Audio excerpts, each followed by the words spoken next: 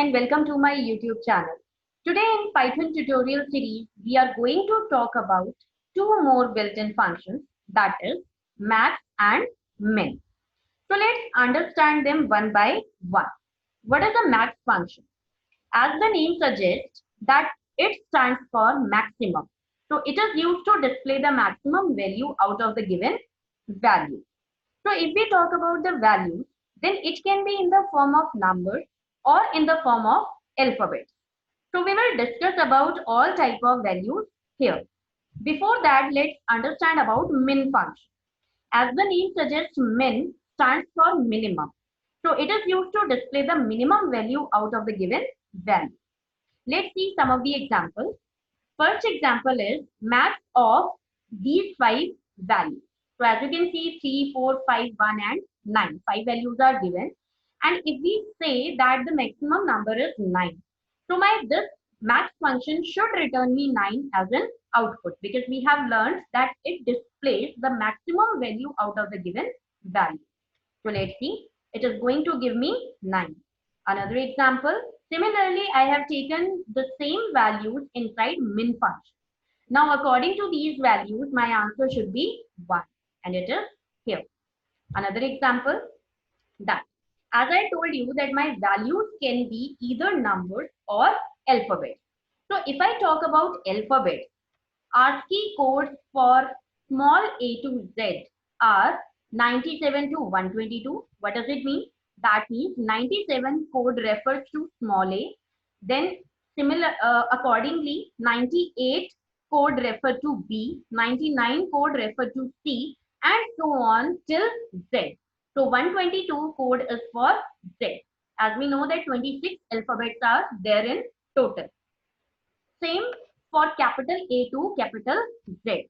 We have 65 to 90 range of codes. So 65 code refers to capital A, and till Z we have 90 codes. So 90 refers to capital Z. So according to that, if I say that max of these four values, A, R, B, Q, so which one has the maximum range? A is 97, B is 98, so on. And if you count alphabets like A, B, C, D, E, F, G, H, I, J, K, L, M, N, O, P, Q, R. Q, R. So my R comes later than Q. So R has the maximum value.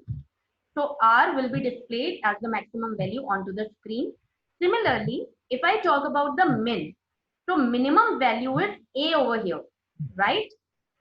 And why so? Because A has the minimum range. A is 97. Clear? So it will display A as the minimum value. So let's understand this with the help of coding. Now I'm going to write over here min of these numbers, and it is going to return me 1, because out of these all values, my 1 is the minimum number. Similarly, if for the same values I apply max function, then what will happen? I'll get 9 as the maximum number. Let's talk about alphabet. If I say max of B, E, R, and T, okay? Let me correct this. Yes. So what will happen? B will become my maximum value according to my ASCII code. Please do remember, as I told you earlier also, that small a to z range is 97 to 122, and for capital A to capital Z, we have 65 to 90. So according to these range, we will work. So I'm going to write the same values, and I'm going to apply the min function on that. So if I'll press enter, I'll get E as the minimum value, because E appears before then all the rest of the alphabet.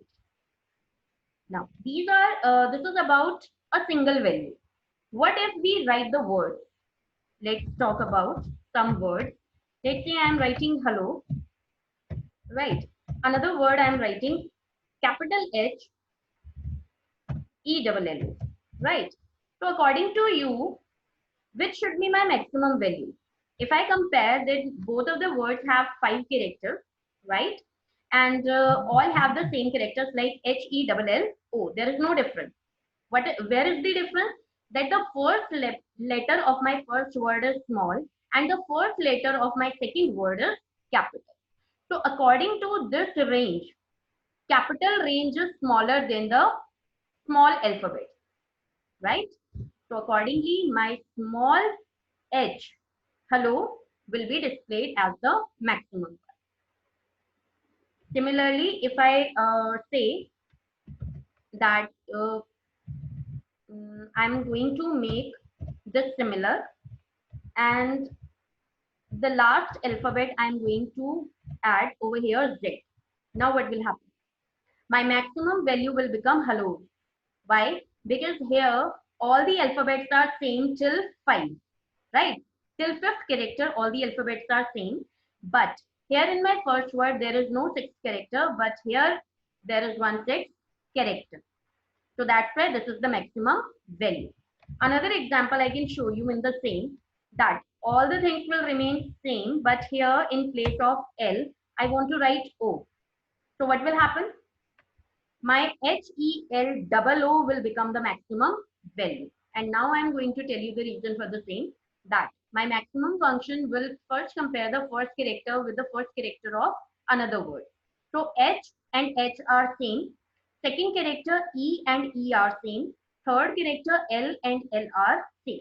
Till third character, both the words are similar. But as soon as we compare the fourth character, then here it is O and here it is L. So if you count A, B, C, D on your tip, which letter will come later on? A, B, C, D, E, F, G, H, I, J, K, L, M, N, O, P. That means after L, my O has come. So O has the maximum value. That's why this word has become my maximum value over here. Okay. Similarly, if I apply the min function over here onto these values, so I'll get the result as hello. We have talked about these values. Now I'm going to talk about the sequences. Now what are my sequences? It can be a list, it can be a tuple, it can be a dictionary, right? So if I take one list 1 is equal to, I'm going to take some values over there in this way. So this is my list, and now I'm going to apply this max function onto my list 1. So what will I get? I'll get 56 as the maximum value out of my list. So max function we can apply on our sequences as well. Now similarly, I want to apply the min function onto this. So it will return me 10, because out of these 4 values, the minimum value is 10. Same I can apply onto alphabets as well. So I can take one example in the form of a tuple. So tuple I am going to define as arrow peak. I'm taking 2 values only. Now I'm going to apply the max function onto my tuple. So it will return me peak, because compare A alphabet and P alphabet. My first alphabet, on the comparison of my first alphabet only, I am getting this peak as the largest value, as the maximum value. Similarly, if I'll apply min on tuple 1, so I'll get the result as arrow as minimum value. So we have learned that how our minimum and maximum function work.